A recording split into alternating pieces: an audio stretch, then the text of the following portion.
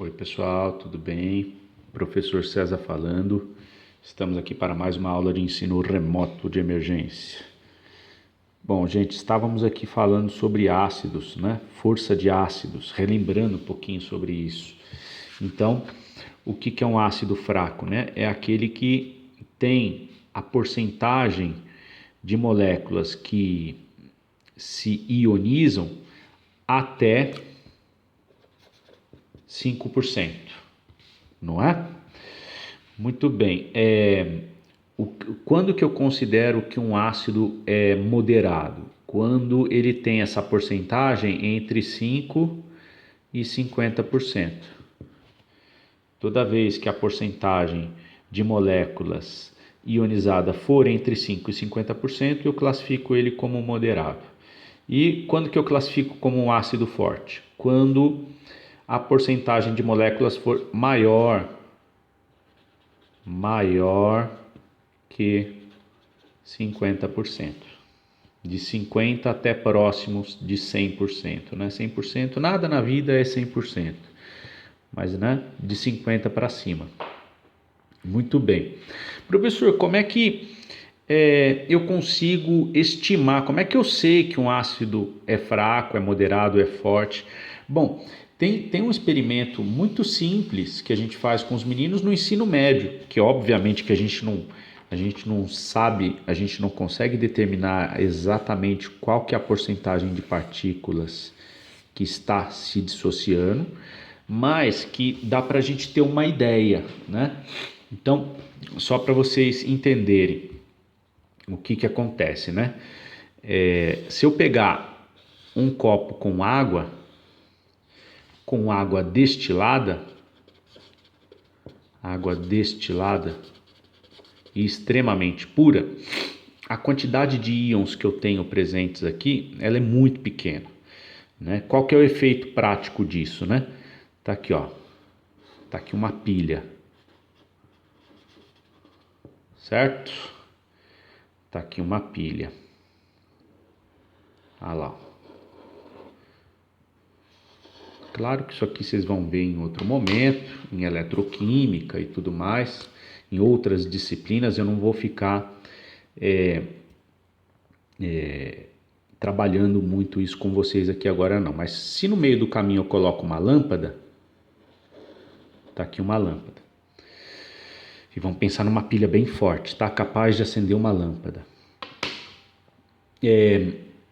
O que acontece? Quando por que uma pilha é capaz de acender uma lâmpada, né? Se eu fechar esse circuito, aqui ó, se eu fechar esse circuito, vamos pensar no eletrãozinho saindo daqui da pilha, né? Ó, o eletrãozinho vindo. Ele vai caminhando. Aí quando ele entra dentro dessa lâmpada que tem filamento, né? Ele vai entrar aqui, o filamento ele é assim, né? Ele é em espiral. Então o elétron ele vai entrando aqui, ele vai caminhando aqui, ó, e ele aquece esse filamento. E aí o fato dele estar passando por aqui numa velocidade muito rápida, né? Vai aquecer esse filamento e aí essa lâmpada emite luz. Certo? Então quanto mais elétrons estiver passando por esse filamento, maior é a emissão de luz que a gente vê dessa lâmpada, mais intensa é essa emissão. Por que eu estou falando isso? Por causa do seguinte, ó, se eu pegar um ácido muito forte, tipo HCl, onde uma quantidade bem boa de partículas vai se ionizar. Isso acontece, qual que é o efeito prático disso, né? Eu vou ter muitos íons na solução, vou ter muito H+, e muito Cl- em solução. E aí, quando eu coloco essa pilha com esse sistema fechado na água destilada, ou seja, sem íons, a lâmpada acende? Não acende. Por quê? Porque a água ela não permite passagem de corrente elétrica, né? Agora, quando eu jogo o HCl, que é um ácido altamente ionizável, ou seja, praticamente 100% das partículas vão formar íons, aí o que acontece? o íon que está lá presente na solução facilita essa passagem de corrente elétrica. Como é que ele faz isso? Ora, é simples. Se você olhar para esse H+ aqui, ó, essa é uma entidade eletrofílica, ou seja, carente de elétrons e tarada por elétrons, né? Então vamos pensar em 2H+, aqui próximo desses elétrons chegando. O que vai acontecer? Um par de elétrons daqui, ó, vai entrar. É claro que isso aqui eu não vou detalhar, né? Aqui, ó, vai permitir a formação de uma reação química entre os 2H+, formando o gás hidrogênio, né? Então, quando os elétrons chegam da pilha aqui, ó, o que vai acontecer? Tem íons para recebê-los. E por outro lado, os íons negativos são íons que têm elétrons sobrando. Olha, ó, esse cloro aqui, ele ficou com esse elétronzinho que eu pintei de marrom, que veio do hidrogênio, né? Então, esse elétron que está aqui, ó, ele tem uma facilidade boa de descarrego aqui, ó, para fechar o circuito. Então, os elétrons que chegam, tem alguém para receber, e por outro lado, tem gente aqui capaz de doar elétrons. E aí eu fecho o meu circuito, e aí vai ter corrente elétrica passando pela lâmpada. Então, veja bem, olha só. Vamos pensar nesse experimento na água destilada, totalmente isenta de íons. A lâmpada vai acender? Não. Se eu jogo um ácido muito forte, uma quantidade bem grande de ácido muito forte, o que vai acontecer? Eu vou ter muitos íons em solução, muitos íons positivos capazes de receber elétrons e muitos íons negativos capazes de doar elétrons, né? Então aqui vai acontecer a mesma coisa. Quando eu penso em dois cloros com 2 elétrons sobrando aqui, ó, né? Esses 2 eletronzinhos aqui, eles vão embora, e aí esses 2 cloros se conectam formando Cl2, certo? Por exemplo, eu não vou ficar entrando nos detalhes aqui, que vocês vão ver isso em eletroquímica mais para frente. Beleza? Então, você tem aqui cátions e ânions em solução que permitem o fechamento do meu circuito. E aí qual que é o efeito prático de um ácido forte quando eu jogo ele em solução? Essa lâmpada acende com muita intensidade. Por que ela faz isso? Porque eu tenho muitos íons em solução. Agora, se por outro lado eu jogo um ácido fraco do tipo HCN, eu não lembro agora a porcentagem de moléculas de HCN que se ionizam, é uma porcentagem muito pequena, né? Então, qual que é o efeito líquido disso? Quando eu jogo HCN em água, eu tenho pouca formação de H+ e pouca formação de CN-.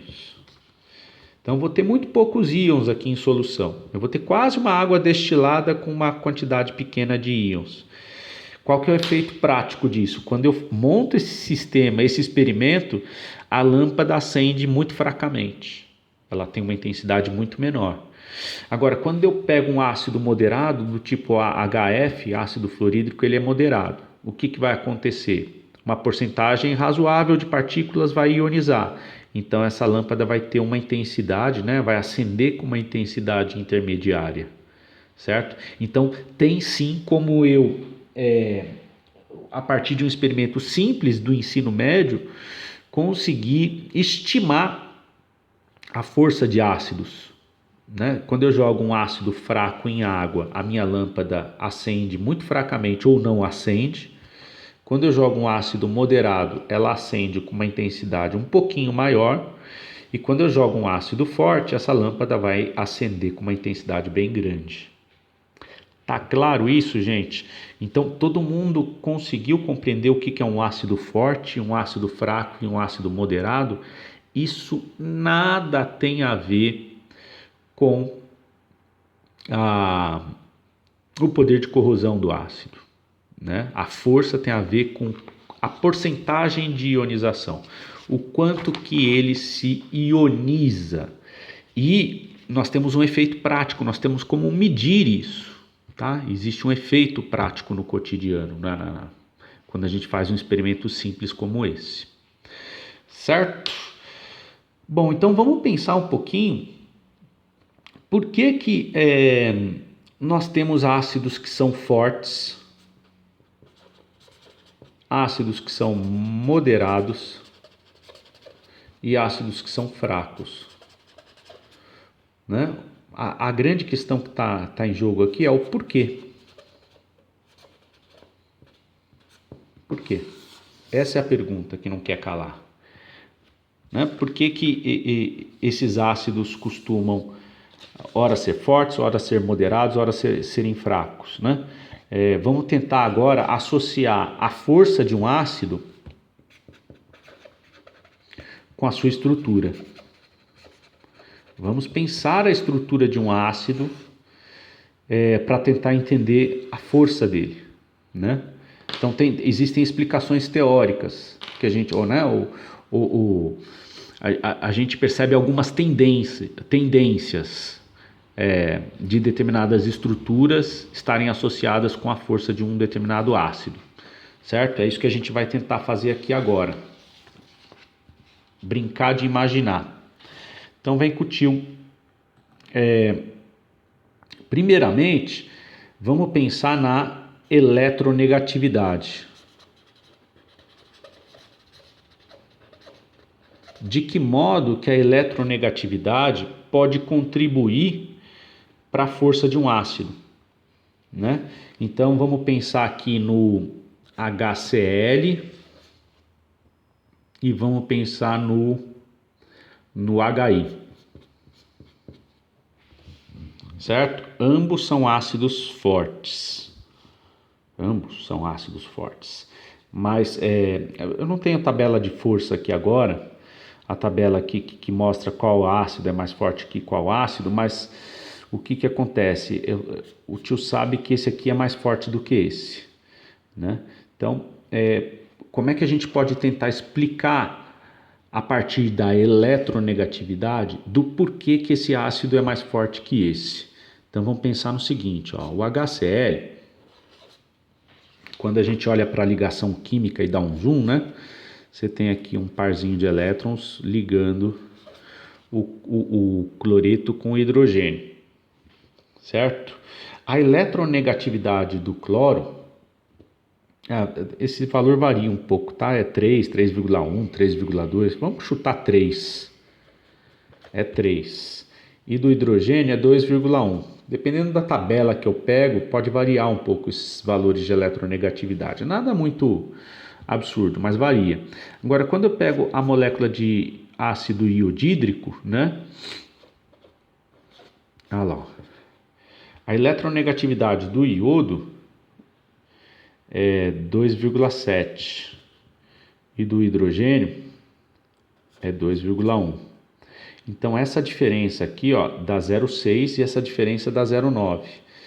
Qual que é o efeito prático disso? Nós já refletimos muito sobre isso, né? O efeito prático é que esse polo aqui, ó, eu fico com um superpolo negativo e um superpolo positivo aqui, ó, na molécula de HCl. Essa diferença de 0,9, esse 0,9 está me dizendo o quanto que esse par de elétrons está deslocado no sentido do cloro. Como a diferença de força para puxar o par de elétrons para si, ela é muito grande aqui, ó, quer dizer que esse par de elétrons está deslocado muito mais para o cloro do que para o hidrogênio. Isso tem um efeito, ó, eu tenho um superpolo positivo aqui e um superpolo negativo aqui. Aqui, como essa diferença é bem menor, é 0,6, eu tenho um polo negativo aqui menor e um polo positivo aqui menor. Quando a gente pensa nessa molécula interagindo com água, né, em solução aquosa, olha lá, o oxigênio da água, né, ele tem um parzinho de elétrons aqui, ó, não ligantes, que é negativo, né? Essa parte da molécula de água é extremamente negativa. Então, olha só, quando a gente pensa nessa interação do H com a água, né, esse H ele tende a protonar muito mais fortemente a água, por ter um polo positivo aqui bem grande, do que esse aqui, né? Então ele vai protonar com maior força, vamos dizer assim, com mais intensidade, tá? Tá claro isso, gente? Então, essa interação vai ser mais forte, ó, desse lado negativo com esse lado positivo do que aqui. Então, eu estou tentando pensar com vocês do porquê que a eletronegatividade contribui para os ácidos serem uns mais fortes do que outros. Né? Então, esse é apenas um fator, um lado da moeda. Existem várias possibilidades da gente pensar isso. Né? Então, olha lá. Ó. E aí, é claro que a gente só está pensando os hidrácidos por enquanto. Olha lá, vamos pegar aqui. Eu peguei hidrácidos. Vamos pensar nos oxiácidos, tá? De que maneira que a eletronegatividade pode contribuir para a força de ácidos, de oxiácidos, né? Então, o ácido hipocloroso, ó, e aí eu peguei aqui nessa tabelinha estruturas bem parecidas, né? Ó, essa daqui é a estrutura do ácido hipocloroso, hipobromoso e hipoiodoso, certo?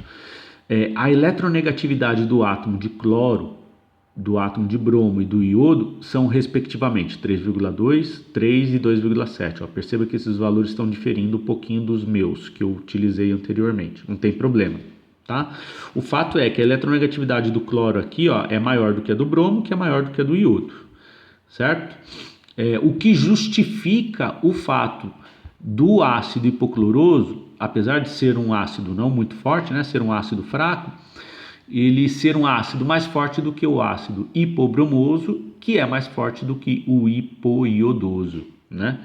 Dá para a gente brincar com esses valores e tentar imaginar o porquê que isso acontece. Então vem cá, para a folhinha cutil, olha lá. Então, quando a gente pensa aqui, ó, no oxigênio conectado com o hidrogênio, conectado com o cloro, e aqui eu nem estou pensando em geometria molecular, nada, não importa isso aqui agora. O fato é que quando a gente só pensa na ligação oxigênio e hidrogênio, a gente sabe que a diferença de eletronegatividade aqui é muito grande, causando um superpolo negativo para cá e um superpolo positivo para cá. Agora, se eu incorporo uma entidade eletronegativa que também tem a tendência de puxar elétrons para si, né, do tipo cloro aqui, ó, se eu coloco um cara muito eletronegativo, ele tem essa potência para puxar os elétrons para si. Então é como se eu estivesse aumentando esse polo positivo aqui, né? Porque esse cloro ele contribui para o deslocamento do elétron do hidrogênio para lá. Ó. Então é como se eu aumentasse esse polo positivo, né? Quando comparado com a molécula de essa daqui, do ácido hipobromoso, né? Olha lá. Ó. Quando a gente pensa só na ligação OH, tem um superpolo positivo aqui e um superpolo negativo aqui. Quando eu penso num outro átomo, né, também eletronegativo, contribuindo para puxar o par de elétrons para lá, né, nessa direção, quando eu adiciono o bromo, ele vai contribuir para que o elétron do hidrogênio se desloque um pouquinho mais para lá, né? E aí é como se eu tivesse também tendo um polo positivo aqui um pouquinho maior, né? Mas ainda menor do que nessa situação. Por quê? Porque esse átomo é mais eletronegativo do que esse. O cloro é muito mais eletronegativo do que o bromo, né? Então ele contribui para a formação desse polo positivo maior do que esse polo positivo. Estou tentando justificar para vocês o porquê, pegando estruturas parecidas, o porquê esse ácido é mais forte do que esse, né? Porque esse átomo aqui é menos eletronegativo do que esse, contribuindo para que esse polo positivo seja maior do que esse. E aí quando eu penso na molécula de água interagindo, né, interagindo com esse polo positivo aqui, ó, esse hidrogênio ele tem muito mais potência de protonar a água do que esse, quando eu penso na interação da água. Olha lá. Quando eu penso na interação da água com esse hidrogênio tem potência para protonar aqui, mas vai protonar menos. Se ele protona menos essa água do que esse hidrogênio, então esse ácido ele é menos forte do que esse ácido. Tá claro isso, gente? Isso aqui a gente está pensando em estruturas parecidas, iguais, onde eu só troco o outro átomo que eu coloco no meu ácido, né? E aí a gente está pensando de que modo que a eletronegatividade contribui para a força desses ácidos.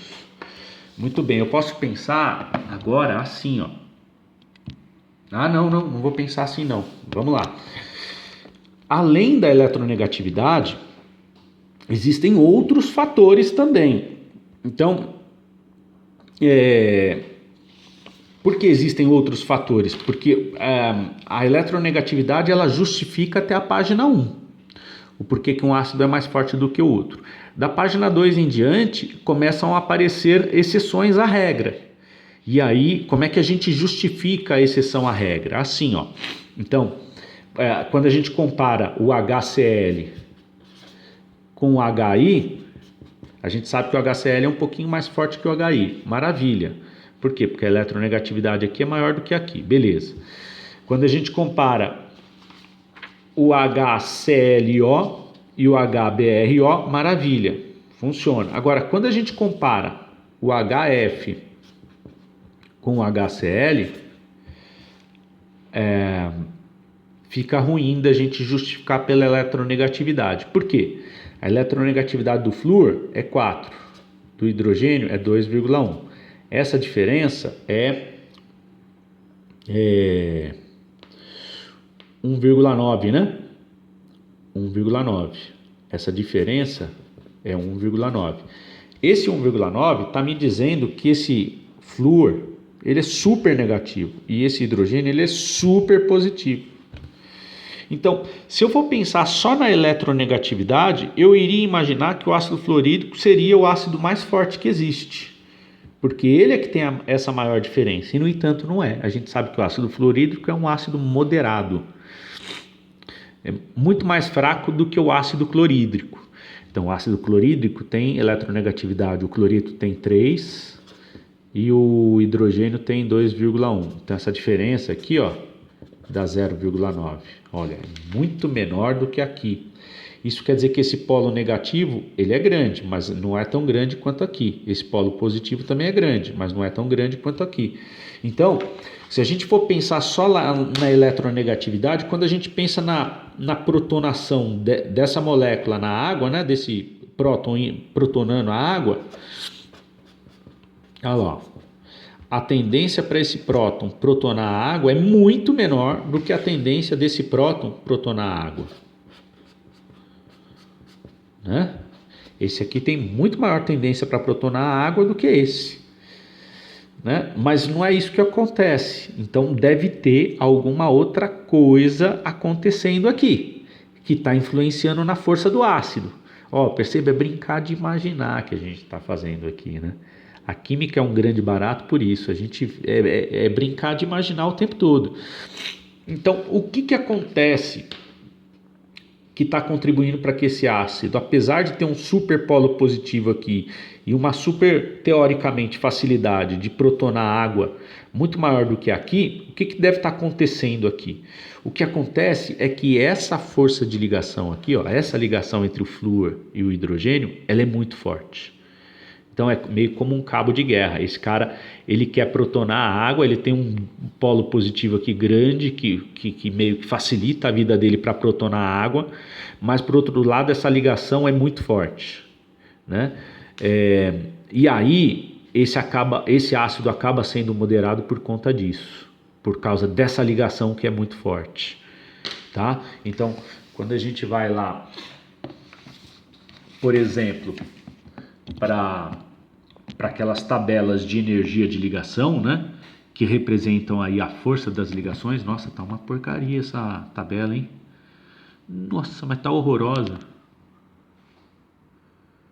E olha que eu coloquei, tá horrorosa. Aí, ó. Agora deu para ver. Observe o do ácido fluorídrico, a força de ligação do HF, do HCl, do HBr e do HI. Ó, eu vou colocar essa tabelinha para cá, esse fragmento da tabela para cá, para vocês, para a gente pensar sobre ele. Tô meio zoado, tô meio resfriado esses dias.